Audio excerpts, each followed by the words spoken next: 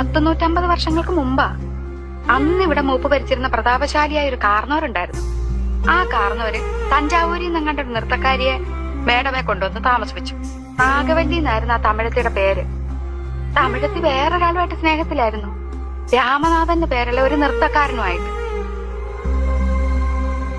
എന്തിനു പറയുന്നു, കാർന്നവരെങ്ങനെയോ ഈ രഹസ്യങ്ങളൊക്കെ അറിഞ്ഞു. അന്ന് അർദ്ധരാത്രി നാഗവല്ലിയെ കാർന്നവരെ നമ്മുടെ തെക്കിനിട്ട് വെട്ടിക്കൊന്നു.